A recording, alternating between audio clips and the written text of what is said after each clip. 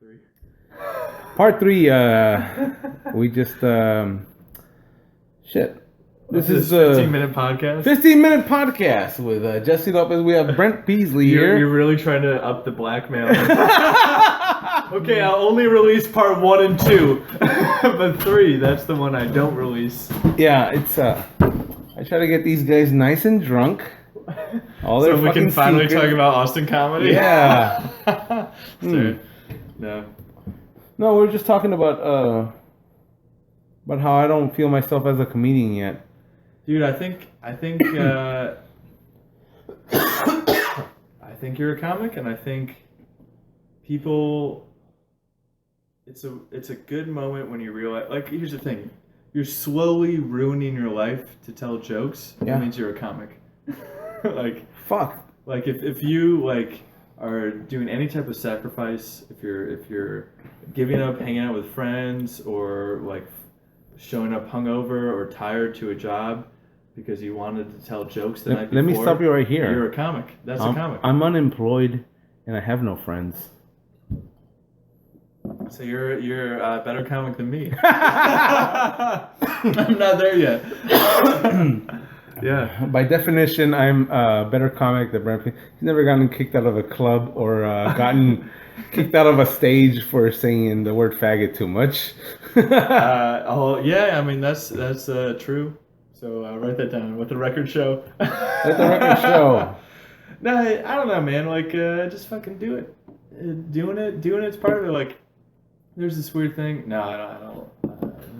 I just offered him some crack cocaine. In the form of a 5-hour energy shot. Yeah. I've taken those, man, and all they make me want to do is just clean. Like, I don't know, I like get this weird energy where it's like clean. I just need to clean whatever the fuck I need to clean. Dude, that's like anything that makes you high, amphetamines, cocaine, all that shit. Well, it's like Bored housewives. what's the drug for ADHD or ADD? Whatever it's called. Adderall. Yeah, so Adderall makes me want to clean. Like, when I took Adderall a few times in college and just for like finals week or whatever, but the best advice I ever got before I took it was have an agenda, have a list of the things that you need to accomplish before you can fuck around when you're on Adderall, because your brain is just so like interested in completing things that it wants to do something. And if there's nothing to complete, then it just wanders and you get in this weird like 6-hour suck on the internet where you're just looking at bullshit. But like if you have a strict agenda that you've told yourself you're going to adhere to, you're going to accomplish a lot of things. You're going to finish. It's very helpful for like needing to study for like a final exam or something. That's good. Would you mind telling us your thoughts on cocaine? Cocaine? I mean, if you do it, I'm not going to tell you to not to, but it's not necessary. I mean, there's other things that are illegal. Yeah, like beating a woman. No, I'm just kidding. I'm kidding. I take that back. You've been The Honduras. Jesse Lopez effect has influenced my words. Yeah. Take in mind you have been in Honduras for 2 months, 5 months, 6 months. It's a weird thing where the social dynamics are very different too. So that's a new thing to get into. And you know what? It's not even that fucking far away. It's closer for me to fly from Texas to Honduras than it is from Texas to home in New York. Really? New York State is farther away than Honduras is to Texas. So for me the moment that I told that to my parents, there was this weird moment where they're like, oh, it's like they hear Honduras and it's like this exotic, insane place on the other side of the globe. It doesn't exist. It's on a different fucking planet. That's just insanity. It's just crazy. Like going to Mars. But really, it's a 2-hour flight. It's like me flying from Texas to LA. Wow. Except, customs are different and people don't speak English. But I don't know. I think there's definitely some extremely stressful situations while I was in Honduras, but in the overall aspect, it's a pretty good fucking life, man. Like, I can buy a house in Honduras for $5,000. Wow. And so that's lower than the down payment on my first house. Yeah, it's fucking insane. So I can buy a house with the land, with like 2 acres of land. I can grow every fruit and vegetable I ever wanted to grow, and I can live there. So if I had say like $20,000, you could almost live a lifetime by yourself. So you've got your house paid for, you can pay for the taxes, and then you can just plant all your own food. And food there's dirt fucking cheap. I mean, that's not a bad life. I mean, that's why a lot of people send a relative to the U.S. and they'll be a mason or whatever, and they'll do rocks around a pool for like 1%ers need rocks around a pool or whatever. And then all of a sudden, like, instead of earning $15 in a day, they earn $20 in an hour, and they just pump that back to their family. And now all of a sudden, they just like, they go to the U.S., they pay for a house in Honduras, and then they're done. And then they come back, and then they can relax. Retire. And they essentially retire. They that's not true, but they, times are always, tough, the finger quotes, but they still find work. It's just not as much money as they would make in the U.S., but it's enough to get by in life. So they've got everything paid for, they've got some saved up, and they can work in life. Like, it was crazy to meet people who, a lot of friends have lost limbs from jumping on trains to get to the U.S. So I met a lot of people who like snuck into the U.S., which is an interesting thing to see it from. And even with a missing arm, they're better masons than here. Than I'll ever fucking be. No, you just don't get it, but more Spanish. Yeah. But dude, yeah, people would like fucking jump on a moving train because there's like a one train that everyone told me about that I don't know where. It goes through Honduras, Mexico, through the U.S. You can get off when you want to, and then Canada. So I met a lot of people with fucking crazy stories of like, I heard that my mom was in the U.S., so I'm gonna go to the U.S. and find her. Which is like, what the fuck are you even talking about, dude? How is that even a thought you could have that seems legitimate? But they would do that, and they would fucking find their mom or whatever. And then there would be stories of people that said they were going to do that, and then you never hear from them again. So you have no fucking clue what happens to that person. They're in the U.S. probably, or... They chose to hitchhike. That's how you get lost. Yeah, or like they jump on trains, or like people are in the Canada. They get to... They cut through 2 countries, like... We're kind of sold this idea that it's possible, but it's not possible. Like that you can break through a country like barriers. It fucking happens all the time with a lot of people from Honduras, and a lot of people from Honduras get kicked back. So I got to meet a lot of people who got sent back from the U.S. They got caught as an illegal immigrant or whatever, and they got sent back, which is a weird thing because that person has to pay for their plane ticket back from the U.S. to whatever country they snuck in through, and then and they probably can't afford it, so their family has to pay for it. But a lot of them have like good things to say and weird things to say, like I love the U.S. People are really great or whatever. For the most part, it's very nice and it's a nice standard of living. But I kind of prefer it here, like even though it's their home. So it's I don't know. I enjoyed. You never hear that side of things, like, oh, they got kicked out of the U.S., like they got caught as an illegal immigrant, so they got extradited. I forget what the term is, but they got extradited, removed from the U.S., so now they're back home, and you're like, oh, they're done, their life is over. Then you meet them, and yeah, my life's not bad. Things are good. I got fruits. Yeah. You can eat avocados all year long. Yeah, and they're delicious. Aguacates is what they call them. Avocados. Avocados. Yeah. No, you recently got into a car wreck. So I was driving Instacart yesterday, and someone rear-ended me in a point where it's... Not a ghost here. This is not a ghost. A ghost did not rear-end me. What about that German hotel that you were in? So I'm driving along, and then all of a sudden I start getting raped by a karate man. Karate poets. A karate poet, yeah. So this guy like rams into me, and we pull over, and it was a very I get out of my car. It's my first accident that I've been the driver for. I've been in accidents where I'm not the driver, but I was the driver for. We pull over and we get out, and we talk real briefly, and there's no sign of an accident on my car. My bumper looks fine. There's not a fucking scrape. There's no exchange of paint. It looks fine. Your neck is hurting though.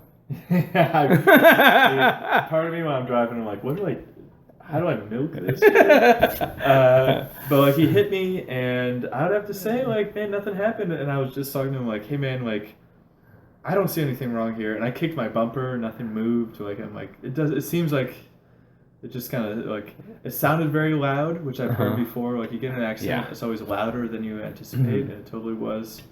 And he's like, here, let me just give you my card, so if there's an issue, we'll talk about it, but there seems like no reason to exchange paperwork. And part of me is like, is this guy trying to pull a fast one on me? Get the fuck out of here. But he's a lawyer, and he... Oh, you're fucked.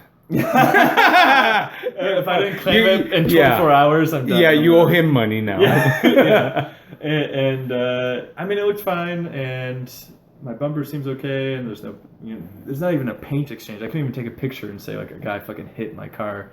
So, everything seems to have worked out so far. I gotta take another piss. Wait, are you gonna take it with me, or you pause it? I don't know. It's a custom here. Oh, is it coming with me? It's actually a custom. I have to look at your dick now. This is the second piss. Oh, man. No. I don't talk about it, but you can look at it. You ain't my wife? Yeah, wife. Yeah, you're celibate until marriage, aren't you? Yeah, dude, it's not easy. Yeah, Mr. Peesley here has never had sex with a woman. No, it's because a thing where it's like, yeah, of course, why not? Dude, sex, the moment you have sex, the moment you're like, oh, it's not that big a deal. But until then, you build it up as this wild and crazy thing. And that's where these, like, weird, like, father-daughter balls can happen. Where it's balls? Yeah, have you heard about this, like, celibacy balls? Oh, shit, where that's a true. dad dances with his daughter and gives her a promise ring that she's going to promise not to have sex till marriage. Like, this guy is really fucking insecure. Like, here's the thing. Women fuck, man. That's why you have a daughter. You know that, dude. Like, well, I'm still holding out. Maybe my daughter will be a lesbian, like one of those gold. I think they're called golden stars when they never have sex with a man. Oh, dude. Oh, my God. I'm looking at your movie collection here, and you've got the greatest trilogy of all time. Toy Story 1 through 3. And A Bug's Life. Dude, you know what I think would be a really funny podcast? What? Is if you and this podcast would watch Pixar movies and talk during them. So like A Bug's Life, dude, this is one of my favorite movies of all time. Oh, Bug's Life is fucking awesome. You know what? It's so underrated as a Pixar film. People shit on this one. I'm like, no, are you kidding me? No, that caterpillar, the fucking the German caterpillar. Oh, yeah. Fucking, it's the one of my favorite moments in that movie is when the fly goes, I only got 24 hours to live, and I ain't gonna waste it here. And he's like, trashed. Oh, thank you, sir. I appreciate the cancer. Oh, I still got one over here. No, that one's dead.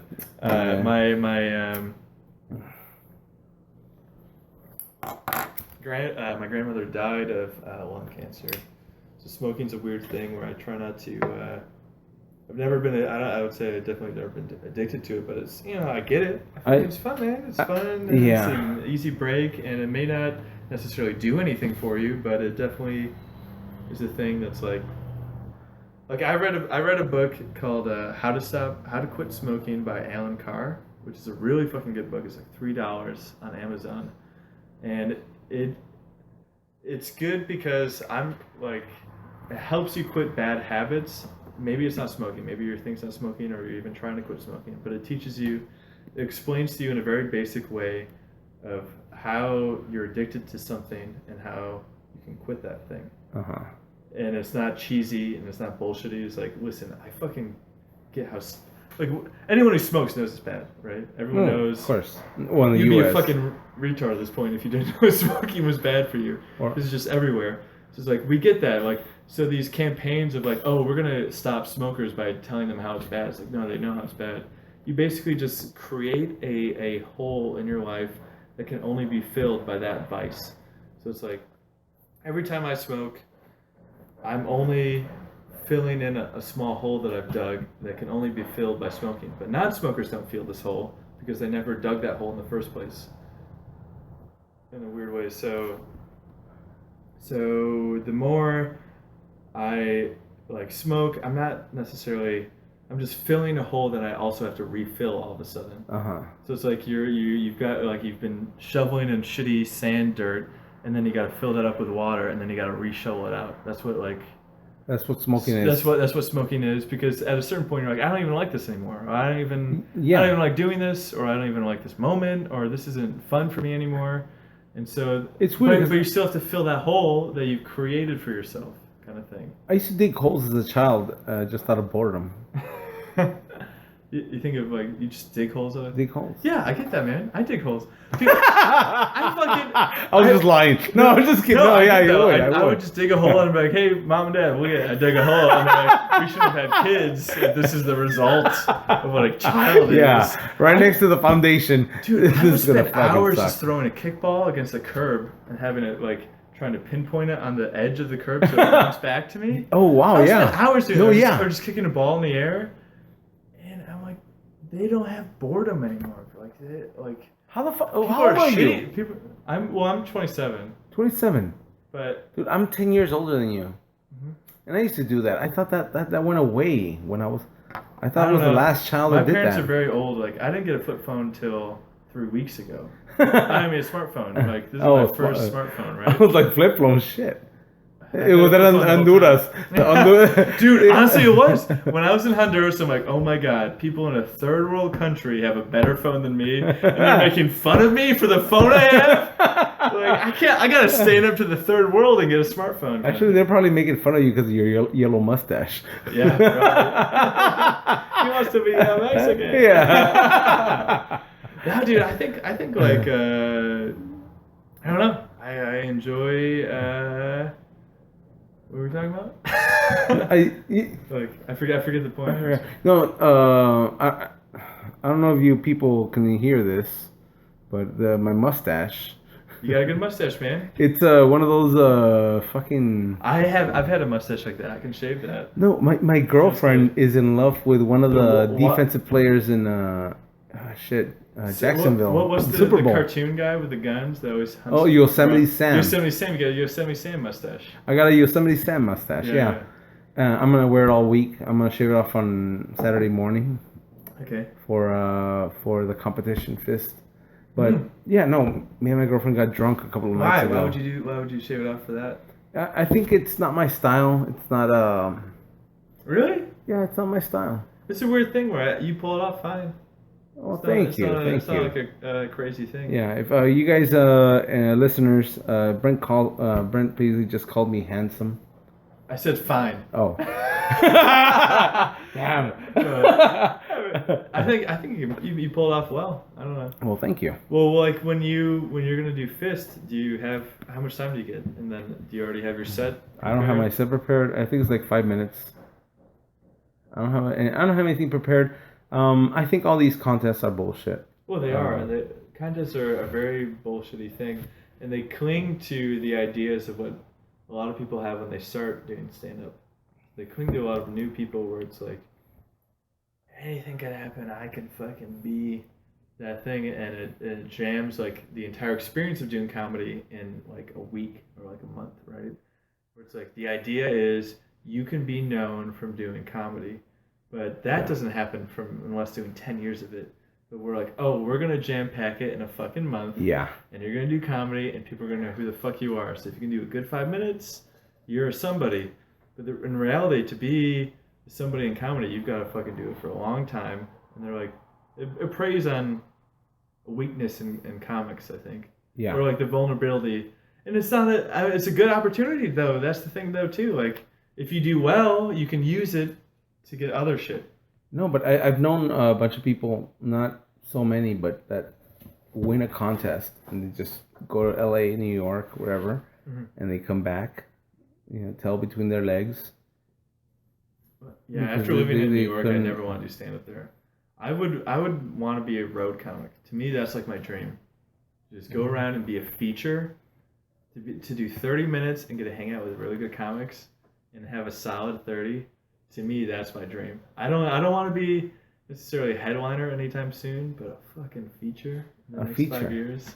That's my dream. To me, that's the cool. You can make a living off of being a feature. It's not great. You got to travel a lot. but you're fucking doing comedy, and you get to meet every comedian you ever hope to meet.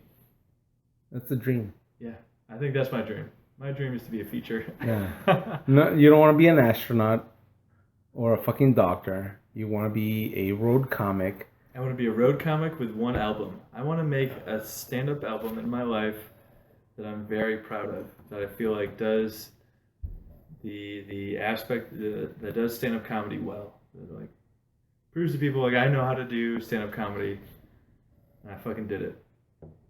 But I don't necessarily want to do it forever. I don't know. Oh, you got the chops, man. You'll be on your way. I appreciate it. It's definitely like the more I do it, the more I'm like, oh, this is very doable.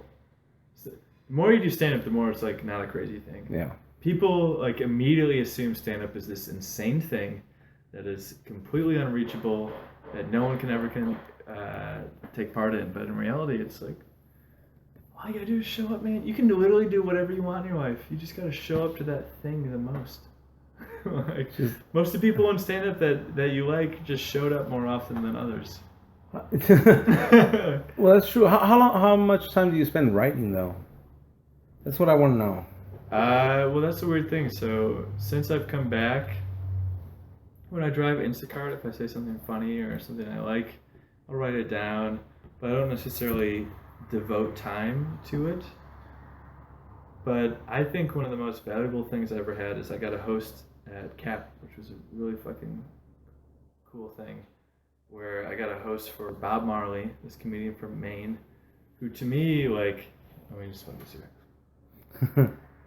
The cancer. I feel like I learned a lot from fucking him because he's super fucking smart. Bob Marley to me is like, I wish I looked up to him even more. Like, I knew him before and I was a huge fan, and I thought it was really cool to just like hang out with him and meet him. But basically, like, he was in LA for 10 years, and he learned how to headline, and he learned how to be a good headliner. And then he went to Maine, and he goes, no one here knows how to headline. No one here knows how to do an hour of solid comedy. And since I'm the only one who knows how to do that, I'm going to fucking take over that entire market. So he has his own, like, enterprise in all of the Northeast of the U.S. It's fucking crazy. Like, he is the #1 comic in Maine, by far, and the #1 comic in that fucking area. Yeah. His albums are everywhere and like whatever. No, he's just the only one who knows how to actually do comedy for an hour consistently. And so what he does is he'll do comedy there, and then he'll come and do road gigs to work on new hours. So he always has an hour that he's going to use for the Northeast, and then he has an hour that he's working on while traveling, and that's going to be his next hour in the Northeast while he sets up the next one or whatever. But the long and the stick of all this is basically he was like, I was like, could you watch my set? And he watched it, and he's like, here's the thing, you can tell jokes, you're a joker, but no one knows who the fuck you are. Like, no one knows who you are after you tell your set. And if you want to get people to show up over and over and over again, they need to know who you are. And so you either need to tell your own perspective, or you need to tell a perspective or defend somebody who people don't want defended. So like Justin Bieber, it could be like whatever fucking guy that people don't seem to like at that point. Just be like, here's why I think they're okay. And you kind of explain that. So like you could just talk about yourself. Like, I don't know, like I feel like that to me was like a very helpful thing. It's like you either tell your own perspective of the world, and if it's not your own perspective and you feel like it's been heard before, then you have to tell the person, you have to defend a person who is hard to defend. I defend Hitler a lot. Yeah. It's not working. Well, yeah, I mean the idea is there. Maybe the content hasn't caught up yet. But I think that's like, I thought that was extremely helpful. And he's like, a big thing too, he's like, you don't want to be like the fucking feature man. The feature, that's his whole life, right? He gets $1,000 or like $900 in a week, but in a good show. In a good show. And it may not be guaranteed that he can do a set a week every week. Maybe it's like he only gets 20 sets a year, so that's not even that much in comparison. But think about it, like, how do you want to live your life? Do you want to be scrounging to keep doing comedy, or do you want to like figure out a way how to do it right. So he's like, I was lucky enough to get a couple like TV pilots or whatever. This is what he said. And so I just used that money to buy real estate so that I never have to worry about comedy. I can always make whatever I need for my living through real estate. And then I can do, now comedy's fun again because I'm not stressing to rely on it for life. Which I thought that was like, it's like a thing you never hear about. Like you want advice and they tell you like, yeah, this dick joke should be more like this or more about your balls or whatever. But instead it was about things that aren't comedy. It's about fucking finding a way to be a human being without comedy so you can be a comic.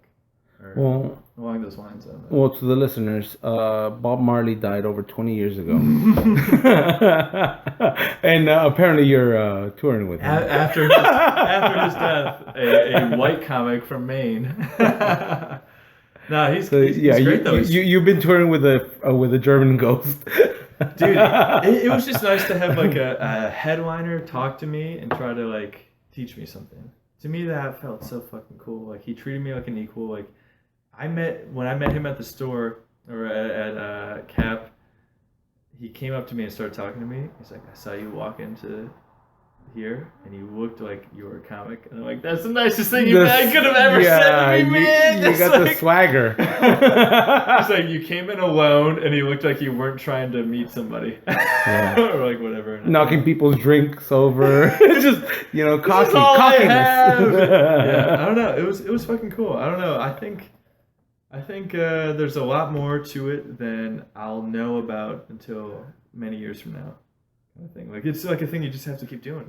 It's like it sucks ass, man, because you have to keep doing it nonstop, and it ruins your life in the common ways. Like your friends and your family aren't going to understand, but you're going to understand, and you got to find people that get why you're doing it, so you don't feel like you're a shitty fucking person while you're like going out on a Tuesday to tell jokes at a donut shop where no one gives a fuck about you, but you're like, in the long run, this is helping me. In the now run, this is shitty as fuck and terrible. No, that's I don't know. That's what I've been thinking about. Anyways, recently. Yeah, you have to build an empire. First of all, because owning like 2 houses and to rent them out or whatever, that's an empire for me. Dude, if I could earn $30,000 a year with passive income through rent, I'm done. I'm set for life. I'm never working harder than that. I'm making sure that whatever rental properties that I have that people are like using, if it ensures that those are paid off and I'm getting income, like that to me like changed how I'm like looking and how I use money, so I can use it in a way to ensure I can do what I want, as opposed to just making money. And I'm nowhere near that. I'm fucking doing Instacart or whatever. Yeah. But that's like a 2 to 3 years down the line kind of thing. 2 to 3, very optimistic. Yeah. Well, I don't think I'll ever own a place until probably 3 to 4 years from now. That would be crazy to think otherwise, especially in Austin where real estate has gone through the roof. I like that idea of like owning like 7 properties and still sleeping in your car. Going town to town, totally. Doing comedy, solving mysteries, teaching women how to make solving love. Mysteries is a huge key to that. I would never live in my car unless it was to solve mysteries. I would only live in my car if it was to solve mysteries. Like, where's the pizza? I know it's in here. Yeah, dude. And then it just leads to other things. Where's the best pizza? Yeah, I don't know. So to me, that was a good life lesson in terms of there's a huge thing going on that you can be a part of if you manage it correctly. And I'm trying to figure out how to do that. I'm not there. And I mean, you need the jokes first, so it doesn't even fucking matter until you got. A bunch of us were just talking about Bob Marley, the comedian, not really? not the passed away. We're talking to Ben Rosillo. He's gonna bring him up. Oh yeah. I gotta introduce him to him, and that was a great fucking moment. Like, hey man, I got a friend from Maine. He wants to meet you, and it's like, what a great reunion. Because they're talking about snow crabs or whatever they catch. Dude, it's crazy how huge he is up there. Like, he's fucking insane. It's like Gabriel Iglesias for LA is what he is to the Northeast. Like up there, he's fucking legendary. He has like best of albums. He has multiple best of albums because he pumps out so much good material. And if he did other shows, he would be nationally like famous. But he doesn't give a fuck. He just wants to stick to his market that he knows. Like it would be like if I went back to upstate New York and I just only told really fucking good upstate New York jokes, I could fucking run that town. I could fucking run an entire state because no one else in that state knows how to be a headliner and is willing to stay. Anyone who knows how to be a headliner is willing to only lives in New York or LA. I'm gonna do that for Wyoming. I'm gonna be the best comedy person or personality in Wyoming. Well, my girlfriend's from Wyoming. Oh wow. Yeah, she's from Jackson Hole. The only person I've ever met from, besides her family, but from Wyoming. So yeah, well, it sounds like a great place, man. That's what I need to do. Yeah, or you got to find a place where there's less rich people, though. Yeah, no. The thing about Wyoming, where are they gonna park all their tractors? I don't. Dude, my senior prank, people drove their lawnmowers and tractors to school. People on rain lawnmowers. And then what I tried to participate is everyone would pay for lunch with pennies. That was like my scam. Shit. And then everyone, we got probably like 20 people who paid for lunch with pennies. Out of like a class of like 160, yeah, not too crazy. And I got to a certain point where they just go, all right, we're just gonna write your name and your phone number down, and if we count this later and it's not the correct cost, I want to fucking get you. So I don't know. It was cool. It was cool. In pennies. That sounds like the HEB in Riverside here. Just buying groceries with pennies. You're in the kids section. Like, dude, Ben Rosillo had such a good bit where he's like, that HEB is such a kid's like Toys R Us. There's like 2 aisles for children's toys. And an HEB for an HEB, yeah. In a grocery store. There's kids' toys. Oh, man, no, shit. If I could be as funny as Ben Rosillo, I think Dude, I haven't seen him lately. Is he still out doing it or like? Well, he's kind of taking like a break. He has his kid and. Yeah. Did he and his girlfriend split up or? I don't think they're on. Yeah, I'm not really sure what's going on. I don't think they're together. I don't know. Yeah. Yeah. So. I think to me, like Ben Rosillo is one of my favorite comics to watch. Yeah. I wish he got in so much more shit because he's very fucking funny. This is the thing. He's not an Austin comic, and what happens in Austin? Yeah, and he's not an Austin comic in Austin. Yeah. And but he's not trying to play that role. He's not, and that's what I don't know if it pisses people off or they don't like it, but they're not trying to get a comic that's not an Austin comic in Austin comedy showcases. I feel totally. I think.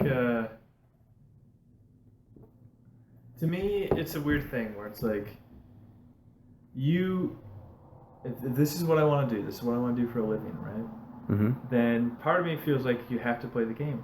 Like, that's just part of it. No. But the thing is, though, you're not going to get more opportunities if you don't play the game in some aspect. Like, I want to tell the jokes that I want to tell. Yeah. But I realize that may not always be suitable for the opportunities that I have right now. So if I want those opportunities, I gotta fucking play into how those opportunities work, if that makes sense. So maybe I'm not telling as many Columbine jokes as I'd like to, because I've got a lot of good ones. Oh, they're always the best. or whatever. So I'll like, mutter them down, but then that will lead to something else that leads to better opportunity than I could have had in the first place. So I don't feel like I'm selling myself out by catering to an audience that doesn't necessarily like everything that I have the ability to tell. So if I have the ability to make these people laugh, then I want to take that opportunity, and if I can do it wise enough to like make them feel good and also make the bookers feel okay with booking me, then that's gonna lead to more shit, and that's what I want to have happen. If that makes sense. Well, it does. What my thought or perspective is that I do the comedy that I feel I have to do. Mm-hmm. To please myself. Yeah. And I respect my audience even though it's not there. I respect the people that will be my audience. Yeah, well, that's good though. That's a good thing. It's a different. The thing is though, like you're changing from respecting the audience, respecting yourself, like from what you want to do that makes you feel good, to telling them what you want to tell that makes them feel good, and then also telling jokes that makes the booker feel good for booking you. And I think that's the line of stand-up at a certain point where like everyone has to just say like, do I want to be a comic who doesn't get any fucking gigs but says exactly what they want to say? Oh yeah, sure, man. Cigarettes. Say what I want to say every single fucking time, or do I want to like, maybe I'll fucking mute myself or censor myself, but I know it's gonna lead to even really good gigs later on. And I don't think that's like selling yourself. I don't think that's making you feel shitty, because at this point we're all nobodies, right? Oh, we're all nobodies. We're all nobodies, and the more that I remind myself of that, I'm willing to try more outrageous jokes or whatever. But I should be comfortable with whether or not I'm going to get a gig or not from that joke. I need to be aware of that when I tell that joke. I need to know, I'm telling a joke that I like, but is this a joke that...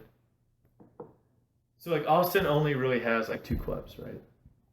Like Cap City and Velveeta, but one. More so Cap City as a true like national club, and Velveeta is a very good like local road comic club for sure. And I think it's gotten way better too since Mario is like taken over.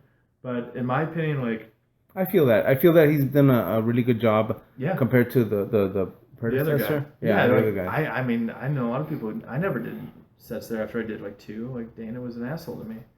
He's terrible to me. He kicked me out. I'm not allowed in there. He kicked me out. He's like, never come back. I bet you could. That's a weird thing. I don't know. Maybe you couldn't. If you went in and you said that you were gonna do a solid 4, and you're not fucking around and you're telling jokes that a club can work with. To me, it's like a club has an agreement with the audience where they have to say like, this is the jokes that we're willing to let have happen in this room, kind of thing. And if you come in like, you know, bullheaded and like, I can talk about it whatever the fuck I want, well, you're not going to be able to work in that fucking room, because they have specific jokes that they are willing to have let happen that are, say, more outlandish or more crude or whatever. Crude and outlandish, that's my style. Yeah. How can you deny me my style? I just think like it's not a terrible thing to understand that somebody else is trying to make money off of comedy, and that they can only allow a certain type of style of jokes or a certain edge of the curve into the room. So like maybe you have a certain style, but a few jokes, you know, ride that line pretty tightly. Uh-huh. You've got to make sure that it's really fucking funny, or else I kind of understand why they wouldn't let some people in. You know, me. It's money. It's a money thing, man. It goes back in Honduras. You can say whatever you want. No, because they don't understand shit. Yeah. I don't know. No, shit. My style is just fucking crude. Yeah, but you've got some really good fucking jokes, man. Like that fucking Build-A-Bear joke is really good. Thank you. I write that shit a lot. Dude, the joke that I love to watch is when you get licked in the asshole and you like a bear. You're looking at a bear in the asshole and you're looking at the moon. that shit's so fucking funny, man. That's a great fucking bit. No, because anybody that gets their asshole licked just has this face of confusion and wonder. I think it's like that's a bit that can work. That's a bit that could work in a club. Yeah, totally. I gotta take another piss. It's terrible. Yeah, sure. Let's take a break here. We gotta refill on our beers and shit.